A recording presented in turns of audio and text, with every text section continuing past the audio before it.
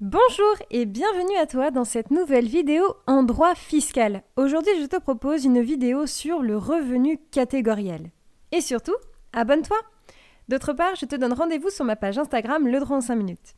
Pour ce faire, nous verrons dans un premier temps le champ d'application des traitements et salaires, puis le calcul du revenu catégoriel. Tu es prêt? Alors, c'est parti! Dans un premier temps, regardons ensemble donc le champ d'application des traitements et salaires. Dans un premier temps, il faut que tu saches qu'il existe 8 catégories de revenus catégoriels. En effet, il y en a 4 qui constituent le revenu d'activité, 3 qui constituent les revenus du patrimoine, et enfin un seul qui renvoie en fait aux règles applicables en matière de traitements et salaires.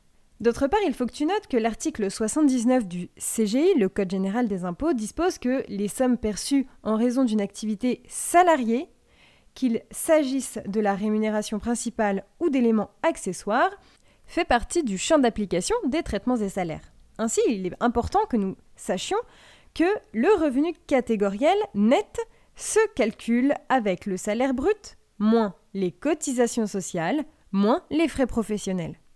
Alors, il faut savoir, dans un premier temps, ce qu'est l'activité salariée. En effet, l'article 79 dispose bien l'activité salariée. Ainsi, il faut que tu notes que l'activité salariée renvoie à une activité effectuée en vertu d'un contrat de travail. D'autre part, c'est une activité où une personne est liée à la personne qui va utiliser le service qu'il met à disposition. À présent, regardons le calcul du revenu catégoriel. Ici, c'est l'article 82 et l'article 83 du CGI qui nous dit que le revenu net catégoriel va s'obtenir en retranchant du salaire brut les cotisations sociales et les frais professionnels. Dans un premier temps, il est donc important de déterminer les produits. Eh bien, ce sont tous les éléments qui vont venir constituer la rémunération de l'activité salariée, qui sont donc imposables, quelle que soit leur dénomination, leur forme, leur mode de calcul ou encore leur versement. En effet, il y a les avantages en nature qui sont également imposables.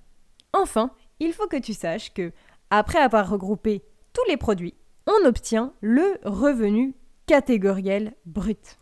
À présent, les charges. Eh bien ici, il y a les cotisations sociales dans un premier temps. Celles-ci sont obligatoires et elles sont intégralement déductibles du salaire brut pour l'établissement de l'impôt sur le revenu. D'autre part, il y a les frais professionnels. Ce sont ceux qui sont inhérents à la fonction et à l'emploi, comme par exemple les frais de transport, la nourriture, la double résidence. Ensuite, il va y avoir 2 déductions de frais possibles. Soit on choisit une déduction forfaitaire de 10%, soit on choisit la déduction de frais réels.